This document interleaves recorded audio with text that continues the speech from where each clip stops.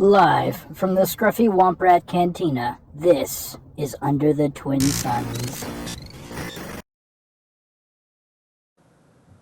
Hello and welcome back to Under the Twin Suns with us, your hosts. It is I, Cole, and I'm joined by Handsome Steve and Chris the Friend here. Hello there. Good evening. All right, let's talk about the elephant in the room. I know we're a Twin Suns podcast, but we all play Premiere. That's the way that we met each other, and that's what we typically play on Monday nights. We still play Twin Suns, and we play it both online and in the real world, but we've all been playing a lot of Premiere lately just because JTL is so much fun with Premiere. All right, oops, all Jango. Steve, what's the percentage before I say an asinine thing? I think it's like 80-something% was the top. It was 80-something. You break it down, please. Yeah, it was the top 12, 11 were Jango. 1 Piet Yellow.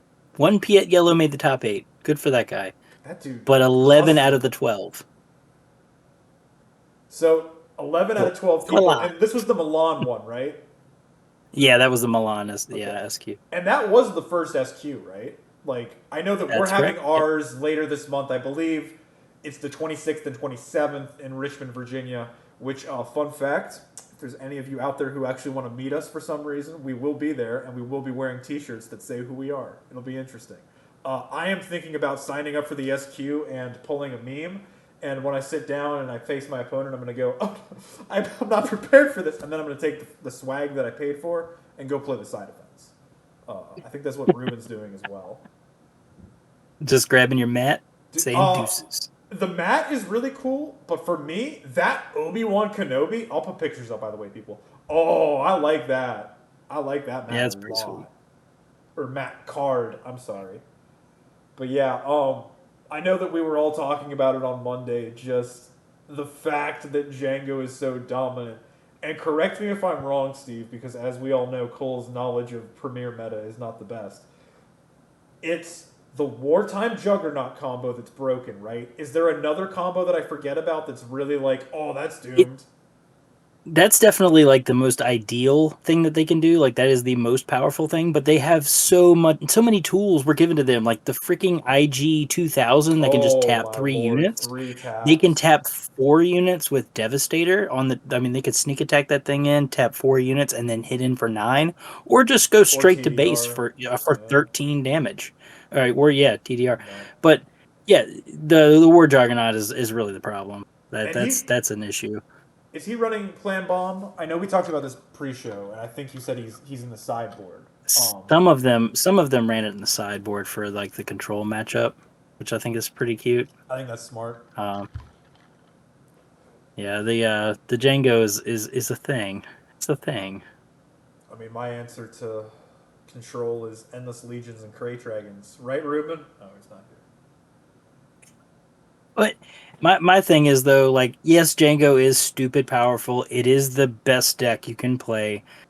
But if it were somehow gone, we would have an even bigger problem, and that is Han. Han Yellow would just fit right into that spot and it's be like unfortunate we have to correct ourselves. Han 1 yellow, right? Because there's now 2 yellow right. Han, yeah, there's like 12 of them. Right, yeah. Han 1 yellow, we're still talking about? Yeah, we're Han 1 yellow. A year later, which is crazy. Keep going, I'm sorry. No, I was just going to say, like, for me anyway, I feel like playing against Jango sucks, but playing against Han Yellow is so much more degrading, like watching your resources dwindle away while they ramp up and they're taking stuff at your hand. And especially if it DJs. I don't know, Jango just taps my stuff. I just got to keep Jango off the board and I'm fine. But they attack your resources, they attack your hand. It's rough. Correct me if I'm wrong, because once again, I'm known to be wrong every so often. Boba was never this dominant. He was very dominant, to be clear. I believe he was in somewhere in the 60%. It was not like this cutthroat, right? Like, I remember Sabine being pretty close and some other options, but like, Boba was dominant, but he wasn't like this dominant. Boba's problem was that you could play him in anything, and it just made everything better. You could play Boba Blue, you could play Boba Red, you could play Boba Yellow. It didn't matter what Boba you played, it was just a good deck. Jango, at least, is Tarkentown. He's the Jango Red Tarkentown. You know what 59 out of 60 of the cards are going to play R. You know what I mean? Like it's a known entity. Boba was the problem because he was just a broken leader, and you could put him wherever you wanted. Any thoughts, Chris? I mean, I agree with Steve that he's not as big of a problem once, like if like if I get a certain card in my hand that will immediately take him off the board, like that can remedy the situation. But I'm kind of in a thought pattern of let's see what happens next. But at the same time, it's, yeah, if he's banned, Han becomes the next big issue. And it's like if you're going to take Jango out, you're also going to have to do something about Han. Absolutely. So I know, Steve, you wanted to have this discussion, and Chris, you just gave us a perfect spearhead into the way of discussing it. What do we think should be done? Banning what? Like, what does everyone think? I can go first if you want to hear me, my personal opinion, Steve. So, Yeah, go ahead. I don't want him directly banned. I would be interested to see SWU implement some kind of restriction system in which there are certain cards that you can only play one of in a deck, or you can't play this many cards of the, like, there are other, in Yu-Gi-Oh, I know this is a weird example, in Yu-Gi-Oh you can only have certain types of cards one of in your deck. It's called a restricted list. In Pokemon, there are certain types of cards you can only play one of, like Ace-Specs and some other special types of cards. I think it would be interesting to see the power dynamic if instead of three of, let's use DJ as an example. Instead of 3 DJs, you have one. Or instead of 3 wartime juggernauts, you have a single one. So that's what I would be interested in seeing. However, I'm also not against the camp of seeing him banned, because it did fix the Boba issue temporarily, and we had an extremely diverse meta, which I loved.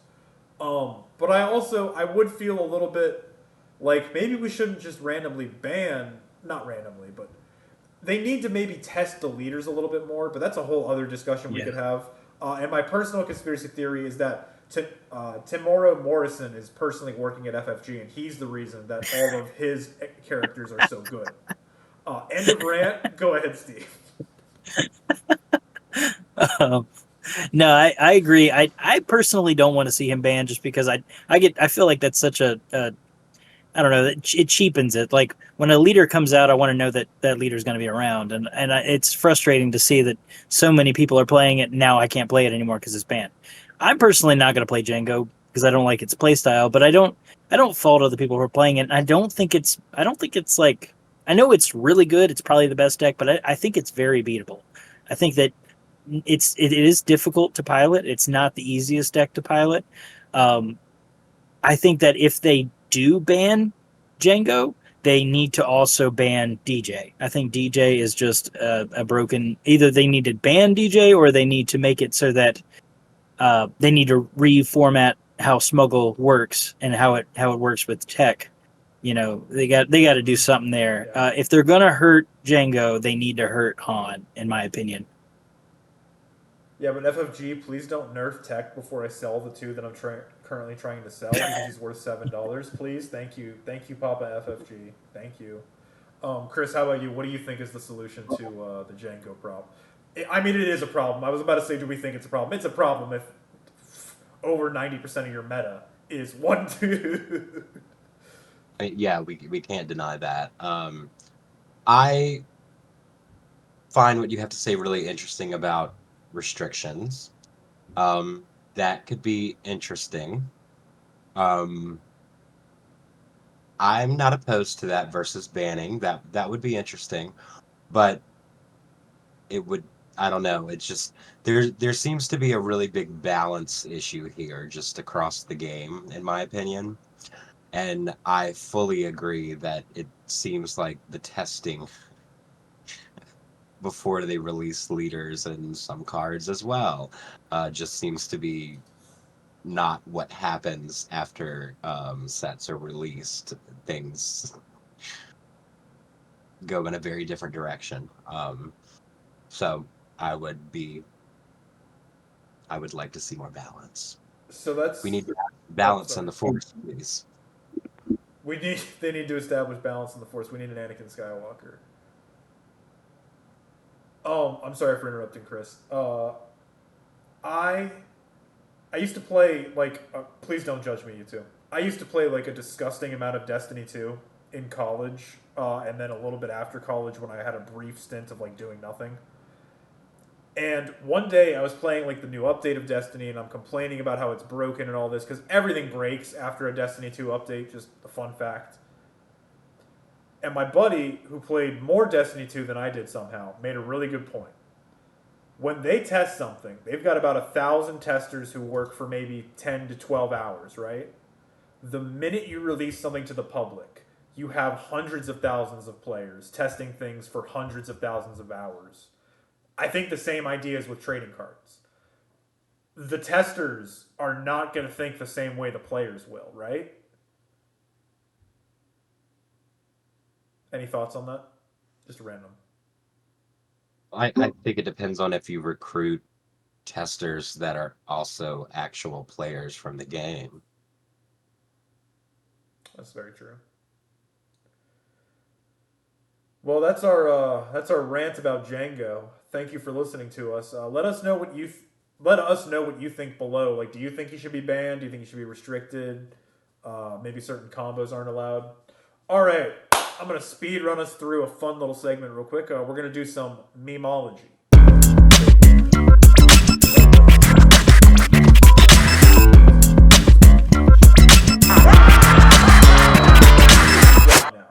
So the other week I was hanging out with Ruben and Steve and Chris when we were playing, and I had a random thought. I was because Ruben had told me he finished season 1 of the Clone Wars. I was like, what's one of the silliest or dumbest things that I was like, you got to sit through and get through it? The Ahsoka lost lightsaber arc. I'm a little bit of a hater. I think it's a little bit of a stupid story, but I'm there are worse ones.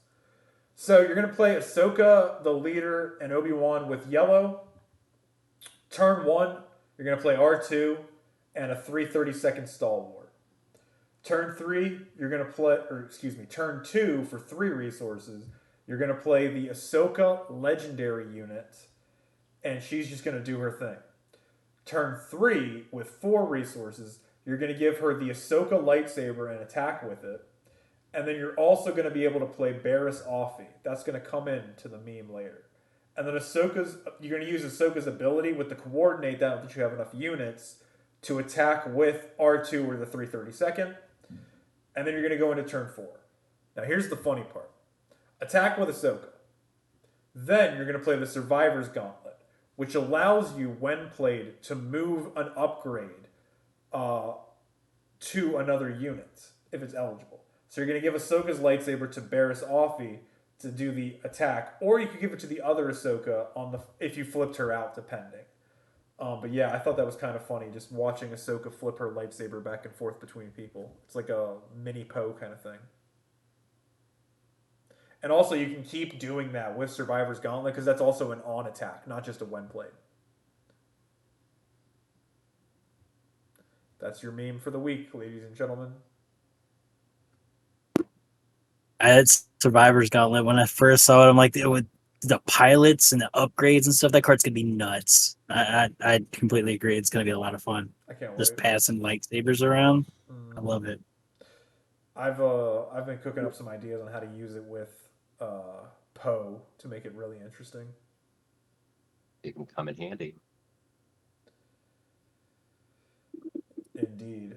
All right, so we'll just go ahead and jump into the main topics. So, Steve, you wanted to talk about something called rules lawyering or angle shooting, also known as rule sharking, because this has been something that's been coming up in the Magic community, the Star Wars community, and like even the online discussions like Reddit and whatnot, right? Yeah. I just always knew it as rules lawyering, but it's whenever you try and use the rules to try and get an advantage over your opponent, and what that looks like. I mean, we had our first real nasty look at it at Milan in the quarterfinals. Victor Dos Grajos. I am going to butcher that name. I apologize, Victor. Was playing his opponent, and Victor had just resolved a triple dark raid, and got his. It was a Jango on Jango violent, so we're cool with it. He got a War Juggernaut off the triple dark raid, and he had Jango out, and he put War Juggernaut on the field. I believe he even gestured to all the units that his opponent had, and then he started fumbling with his deck to put shuffle the remaining 6 cards in the bottom in a random order. Well, his opponent did not tap his units. Was in such a hurry to get the game going on that he then played his own War Juggernaut that he didn't even have resources to play. You can see on camera he's shaken. He picks it back up, realizing he had made a mistake, and then throws out a P38, and then taps one of his guys down. And at this point, Victor had finished shuffling his deck, puts it down, and looks up and goes and realizes my opponent never tapped any of his people. So he points it out. He says, "Hey, look, you didn't tap your team." His opponent says, "You missed your trigger. You never announced. You never physically said the words tap. So my units are not tapped. You missed your trigger." And they appealed it to the judge. The judge sided against Victor, and he lost that round.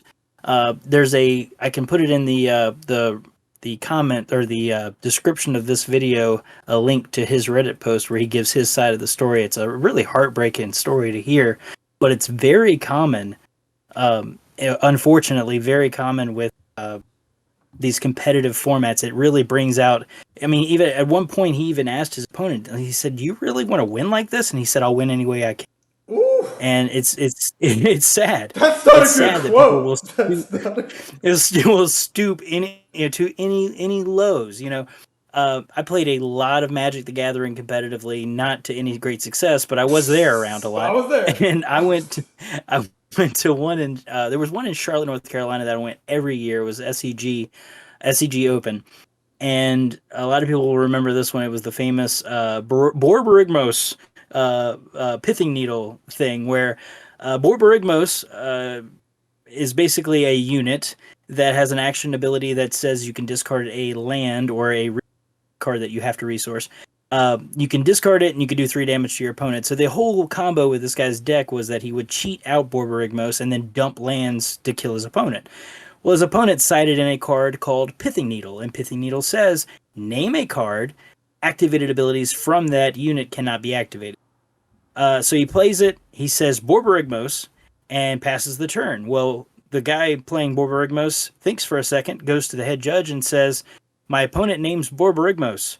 There is a card in Magic named Borborygmos. The card that he is playing is named Borborygmos Enraged. So there are 2 separate cards. The head judge said he named Borborygmos. He did not name the card that's in your deck. And so he proceeded to win that game through a Pithing Needle that they both knew what was being named. And Magic has changed that ruling now. It's basically you have to be on the same page with your opponent when you resolve one of these things. You have to be on the same page. Hey, look, you know which one I'm talking about. But my whole point is, I'm all for if you miss a trigger, you miss a trigger. It's competitive play. Cry harder. You should have caught your triggers. I am not all for my opponent using the. I mean, it's basically like basketball. You ever watch basketball where they flop? Nobody should be touching anybody. There should be no physical contact at all. But if you're going to use that to flop on the ground and get a free extra point, I think that's a problem. And that's essentially what these guys are doing. They're essentially just flopping. Cole has a parlay on you, and then that's a good thing to do. They want to flop on you, Cole. So I have a lot of notes and thoughts about that because that's a lot. The first thing is, I know Chris, you, me, and Ruben and Steve, we had all discussed this earlier this week. So a good thing for those of us who listen, who also participate in the game of Star Wars Unlimited with us, the naming trigger thing. Let's say you name Luke Skywalker. I cannot play the Luke Skywalker blue unit. I cannot play the Luke Skywalker pilot unit. Like if you use regional governor. That is correct. I can flip out the leader, Luke Skywalker, because that's not playing. But if I say oh, you didn't say Luke Skywalker, Jedi Knight. Or does it say Hero of the Rebellion? Are those the two ones? No, it doesn't matter. I said Luke Skywalker. You can't put Yeah, either. it doesn't matter. Um, Yeah. or another one would be Count Dooku would be another one. I can't remember his tags. I think one's Darth Tyrannus and one of them is Fallen Jedi. Okay, maybe I do remember them. Either way, but yeah, that's a good thing. That's the first note I had. Secondly, and then I want to turn it over to Chris because I want to hear his thoughts as well. Didn't we also kind of see this with the Vegas thing? With was his name Gary? It was something with a G.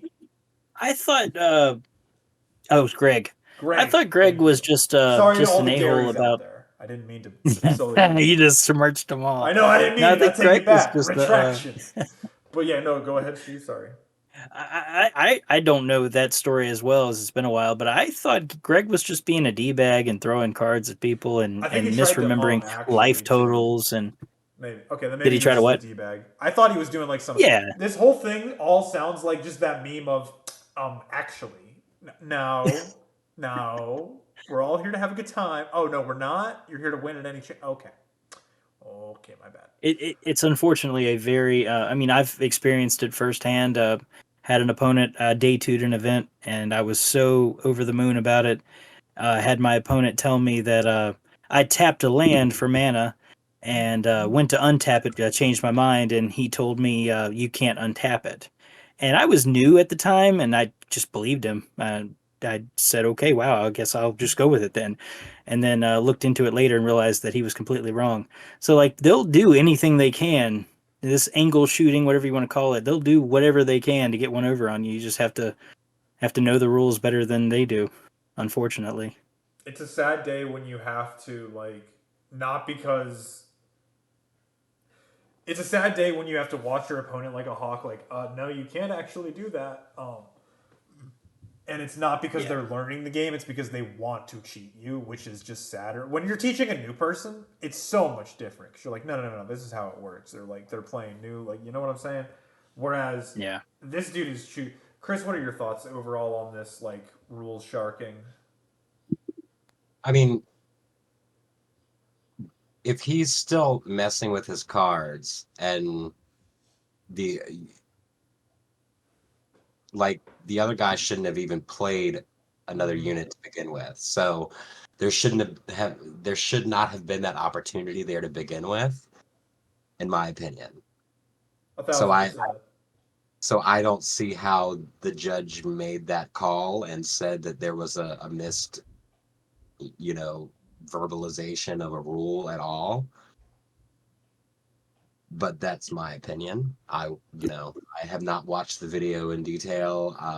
But that would have been, I am not a rule expert. I am not a judge here, but it just seems like the one player played his War Juggernaut and to push the game in order to get a call in his favor is how I would have perceived that chain of events. And maybe it was a mistake, but once the game was pushed, he yes, he definitely used that to his advantage, and that is just epic douchery. 100%. This all also just comes down to manners. Like, wait for your opponent or say, "Are you ready?" or "Are you good?" or "What would you like?" Yeah. At the end of the day, be civil. I know that that's just easier said. I don't know if that is easier said than done. It shouldn't be that hard to not be a jerk. Should be. I don't want to misquote the guy. He did say my opponent responded something along the lines that he would use any chance he has. That's the quote from the Reddit. That's still It's not still going to about make the him look same. like a good guy. Yeah, no, Yeah. good for you for correcting yourself, but still seems like a not a good No, I mean guy. he's still not a cool guy. Yeah. I agree. That's not the way I would want to win. Got to go at home at the end of the day and you look in the mirror and consider yourself a man at some point, right? I think it comes down to what we were saying last week when we just had our cheating discussion. I think, and I'm not talking meanly about people. I think some people just don't have shame. Like they're like, "Oh, I won," but with like an asterisk, but they don't give a crap about the asterisk. Yeah. But it is what it is. Let us know what you think below, as always. But yeah, let's get into some more positive stuff. Okay, so something interesting happened this week, and some of us thought it was an April Fool. I was with Steve. I thought this was an April Fool's. So we got our first round of spoilers for set 5, which feels a little early to me because 2 weeks ago we just got JTL. But you know what? I won't complain. I like seeing new stuff. I hadn't even learned these cards yet. I know, but I like seeing new stuff. I'm not mad. They did say quarter 3, so I'm guessing like we got Shadows last year in July, right? So maybe July or June. But we'll see. Yeah. But the one big new thing, and I need to pull it up so I'm not misquoting something, is the Force token. So this is going to be a new mechanic that reads, the Force is with you. When you use the Force, remove this token from play. And it seems like new Force cards are going to have abilities that require the Force token, and you can generate Force tokens some way. It looks interesting. We don't have enough like spoilers to talk about the set as a whole yet, but it's looking interesting. And then one of the new keywords is going to be hidden, which says the hidden keyword prevents a unit from being attacked on the same phase it was played, unless it somehow gains Sentinel, which is interesting. So, if you read the full blog that they posted, in order to get a Force token back, and you can only have one in play at a time, per person, per player, you have to attack with a Force. You have to complete an attack with a Force unit. So that's why that hidden mechanic really is helpful, because that will ensure that your unit survives and can swing in order to get that Force token back. Yeah. Some of these cards are really interesting. Agreed. Once again, we don't have all that many. I'm excited about that new Darth Sidious. 8 resources for a 6/8 with Restore 2. Says you may use the Force, and if you do, you defeat each non-Sith unit with 3 or less remaining That's HP. nuts. Like, the Separatist tag is kind of interesting. It means you could cheat him out with Dooku potentially. The two that I'm just gonna go with one because I thought it was, dude. The Porg's cute. It's all that matters. It's cute. It's a little 0 cost 1/1 creature. Just cute. My creature deck might happen now. How about you, Chris? Is there one? I mean, I know we said we weren't going to, but then we did. But there was... Hey, it is what it is. I mean, I'm excited to have a Qui-Gon leader, and Finally, his ability looks cool. It'll be very interesting, I think, to have a cunning Jedi Force unit that can bounce units. So we'll see how that goes. And in the blog they showed some of the cards that will come with his pre-made deck, and those looked pretty cool. The young Obi-Wan, that one looks really good. yeah, ways that you can keep putting Sentinel back on that and giving it shield tokens. That just looked really cool. So I'm pretty excited for this to come out. Yeah, FFG. I'm pleading with you again. A Revan, if you would be so kind, please. Just print some money. You know what I mean? Just print some money, dude. Print some freaking money. If they made Revan showcases, unironically, that one would go crazy for not only SWU players but for KOTOR. That would be the card of like ever. I think if they did it well. I mean, what about a serialized Revan? Come on now. Exactly. I know. If you guys love money, which I know you do, print it. But either way, I am excited because they also said in this blog or somewhere, they said that it's all, maybe it was in the live stream and Joe had talked about it, but somewhere they had said that all eras are being considered or are included. Because I guess not being considered because the set's ready. So I'm interested to see that. But yeah, so then you guys ready for me to go on my schizo rant? Always. Steve, insert the new animated, or not animated, the new intro for Cole's Market Report. I don't know which one to do here. We'll insert something. All right. So as we had talked about for the last couple weeks, it seems that you guys are enjoying me go on rants about why SWU is the most affordable game, and you also are all appreciative for me to tell you which cards are going up and down in value, because it seems like not everybody relaxes the same way that I do by looking at best selling.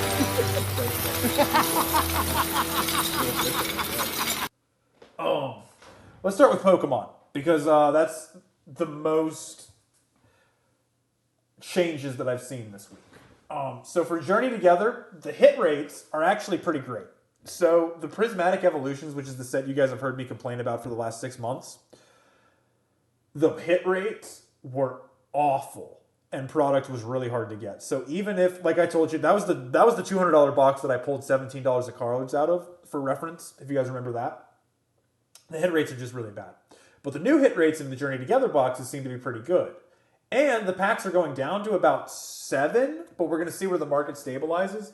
So I'm a little bit happy with how that's happened. I'm still not going to buy a lot just because, once again, it's not a product thing for me. I actually just don't love this set. I'm a hater. But another announcement came out from the Pokemon Company this week, announcing a huge reprint of Prismatic Evolutions, which that'll be great if it actually happens. And then 151 happening in May. It could be great, but I mean, here's my concern, and you guys correct me if you think I'm just being a negative Nancy on this. It's not going to fix the issue.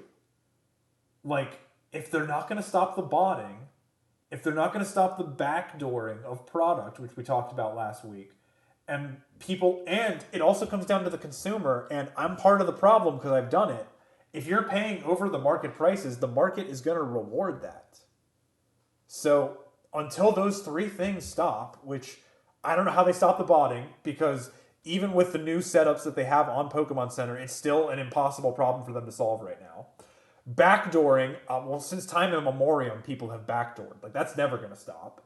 And then over market sales, unfortunately, the people who are going to want to buy stuff, like with the most hardcore of hardcore fans, which I'm not even considering myself as, they're going to buy it no matter what. So unfortunately, I hate to be a doomer, but that's not going to change.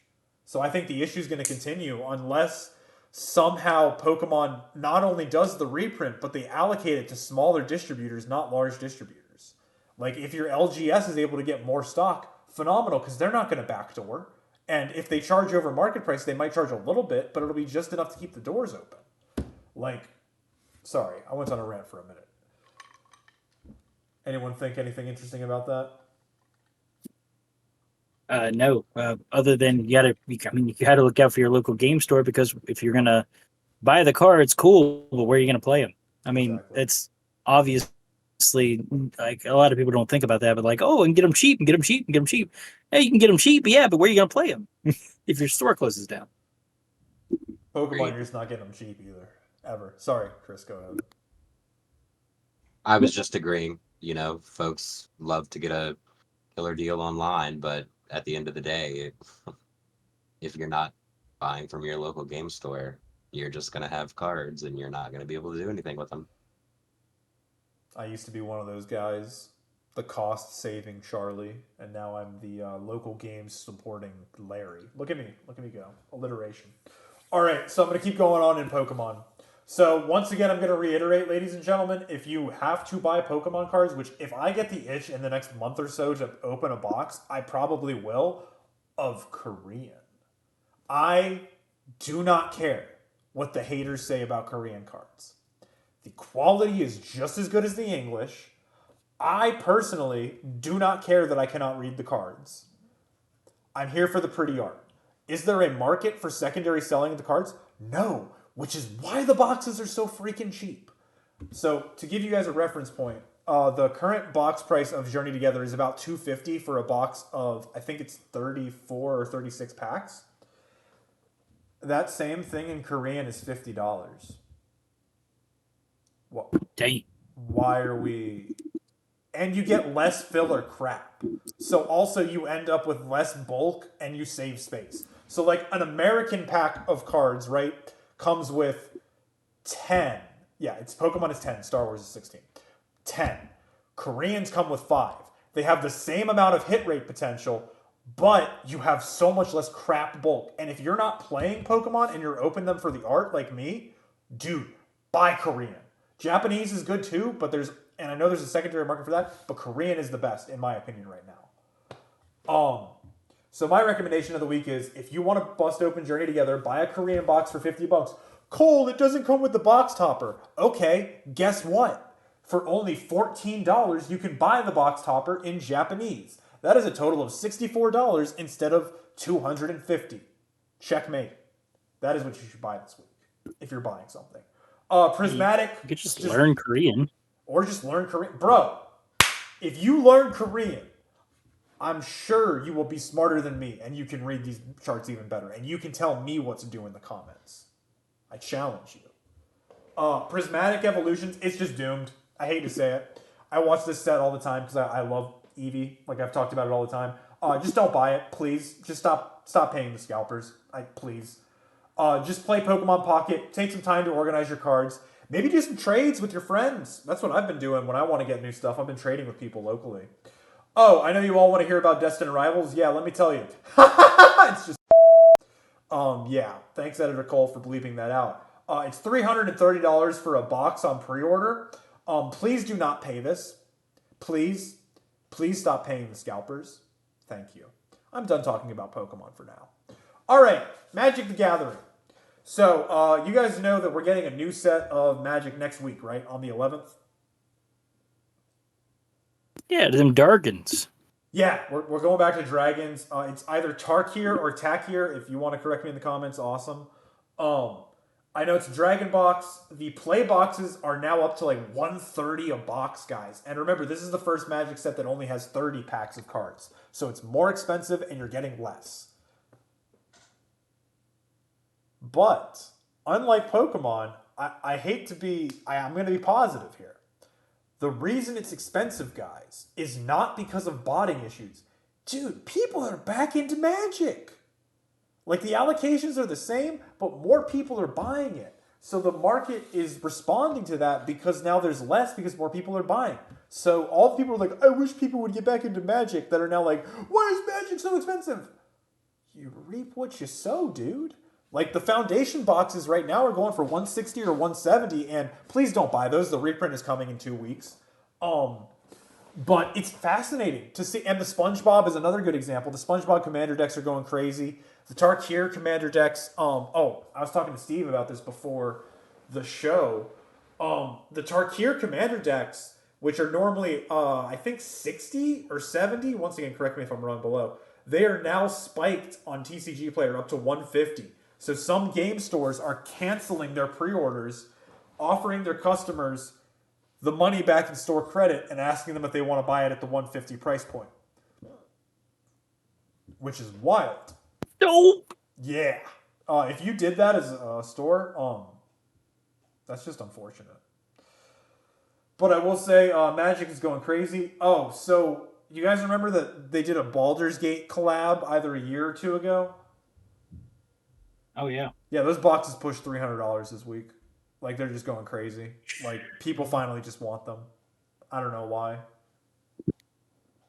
And then there were a bunch of bans and changes to the game mode this week, so I'm sure we're going to see a lot of price changes in the coming future. I talked about this 3 or 4 weeks ago. The Aether Drift boxes, when I said they dropped to $225, dude, they're $170 now. If I was investing in sealed product, which I don't do a lot of. I have a couple sealed product. I have some Pokemon 151 stuff. I would say maybe buy an Aether Drift box, like a collector box. I'm even considering it because, as we saw with Baldur's Gate this week, they will always push $300 to $500 at some point over time. And that's not terrible because if you buy one for $180 right now and you get $300 in 3 years, that's a $40 return a year. That's not terrible. That's really not all that bad. So that's one thing I'm thinking about. That would be my one thing that I don't know a lot about Magic, but I know that you know what I do know about Magic, Steve. It's gonna still exist in 5 years. Yeah, I have zero good concern point. that those boxes will go to zero. But yeah, now let's talk about the game that we all actually have opinions on. I saved the best for last because it makes you all listen longer. Haha. No. So, SWU, come get them while they're hot. JTL boxes are down to $65 a box. Not bad at all. Not bad at all. Especially when there are absolute banger legendaries in there, like Planetary Bombardment, Devastator, which are both $30. Darth Vader, the pilot, is 25.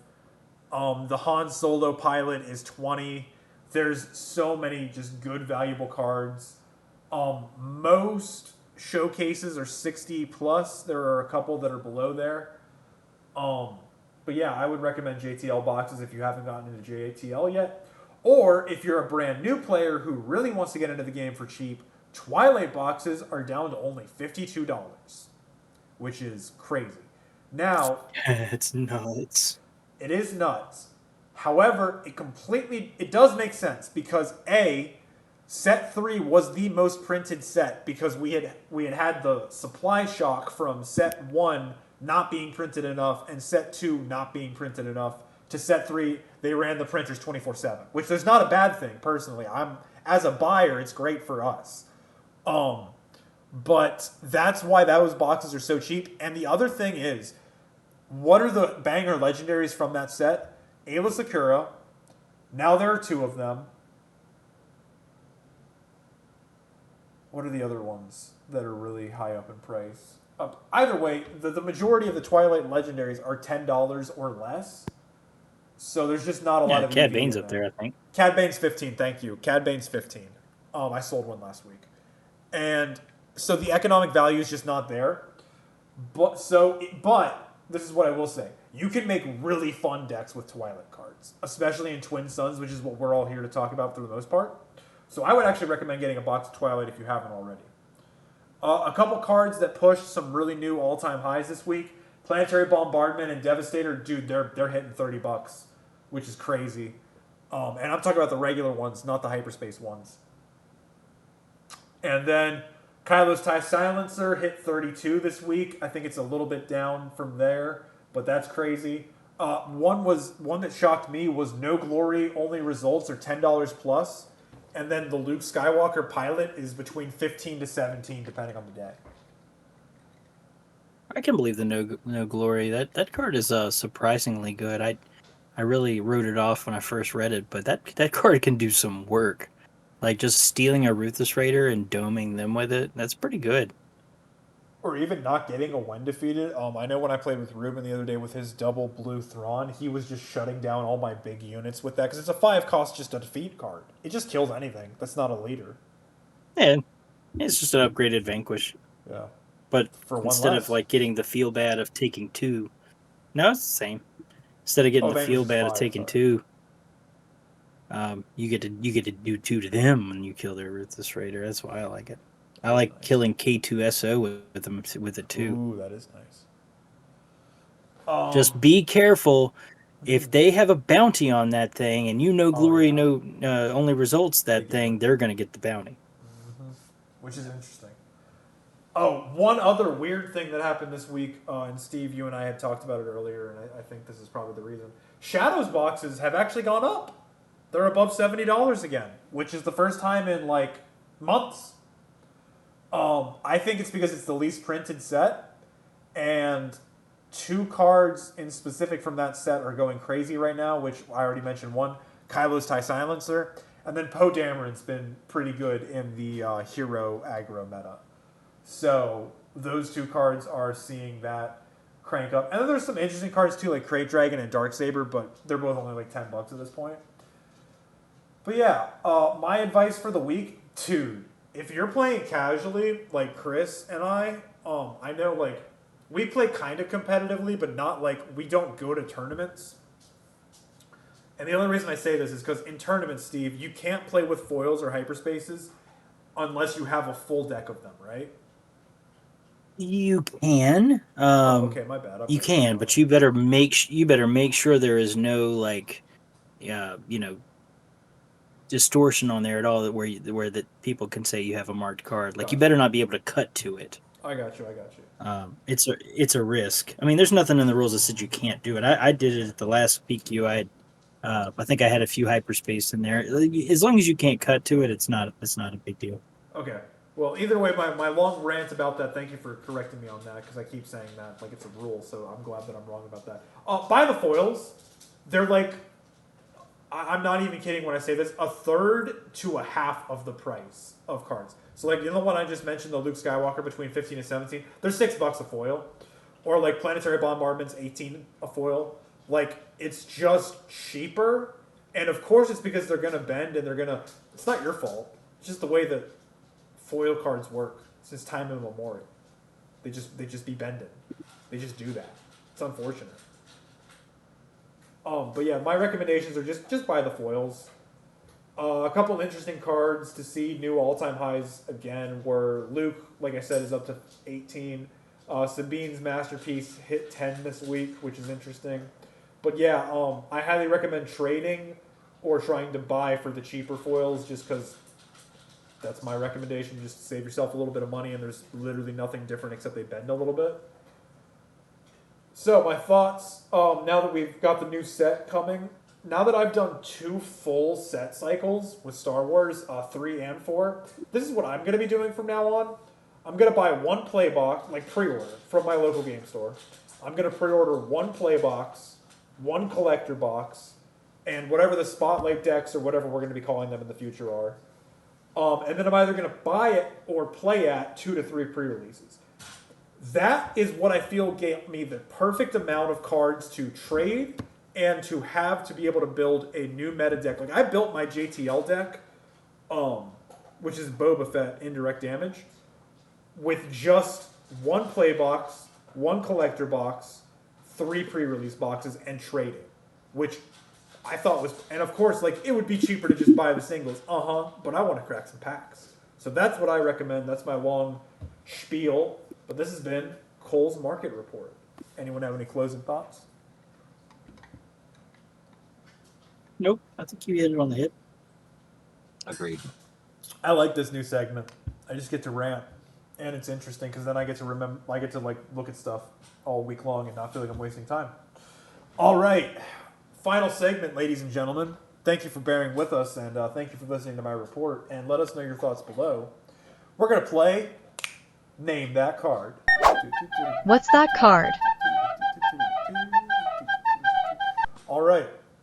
Chris, you won last week, so you get to choose the card this week. And now that it's just me and Steve, it's going to be really interesting. We're probably going to have It's gonna be tough. It's going to be interesting. And set 4 is now included. We've had quote unquote enough time to learn them. I'm still going to crash and burn if it's from set 4, but we'll find out. I'm going to be in trouble. We'll find out. Chris, the floor is yours, sir. Let's go Cole and Steve for order. Sounds good.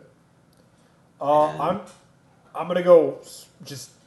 I'm not going specific because I want one of us to win here. What set is this from, Chris? Shadows. Okay, good. Steve, look at that. Okay. We know this set. We know this set, baby. We have a chance. We have a chance. Go ahead, my friend. Does this card have smuggle?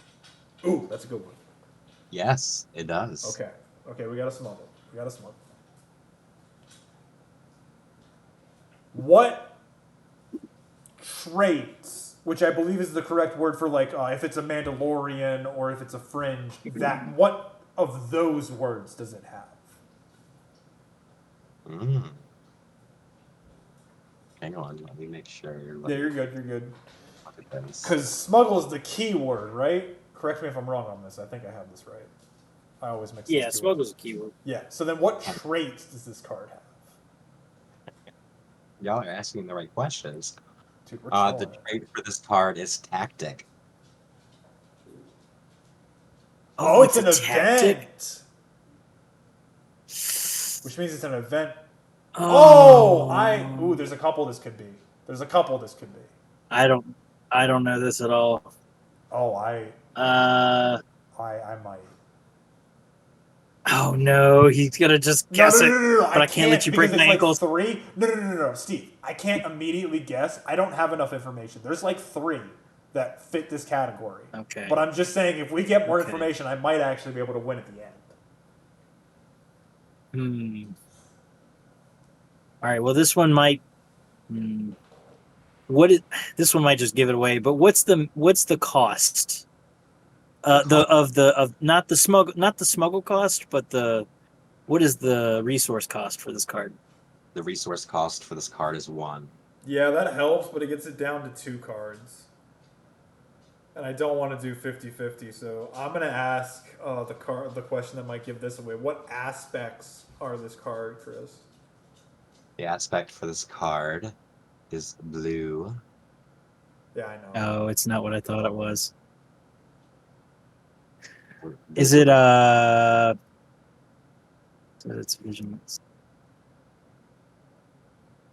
All right, I don't know the name of it, but the one that I'm gonna make it my guess because I think Cole's probably gonna get it. The one that heals 3 when you smuggle it, heals and then and gives an XP counter. I believe That is the card. good enough to give it to you. That's good for me. I'm good with that. Yeah. The card is Covert Strike. Oh, Yeah. covert strike, nice. Yeah, it was either that or Smuggler's Aid, or Smuggler's Aid, and I was like, if I don't have the aspects, I don't know. But yeah, that was a good one. So Steve is back to being the question master. Look at us, we did it, Steve. Yay! Air high five, we did it. Congrats. Air high five return. Awesome. Well, ladies and gentlemen, and others, whatever you may identify as our fans, because we love you. We hope everyone has a good evening. Tell your pets that they're the best. Give them a good head scritch, and just have a good evening. Goodbye now.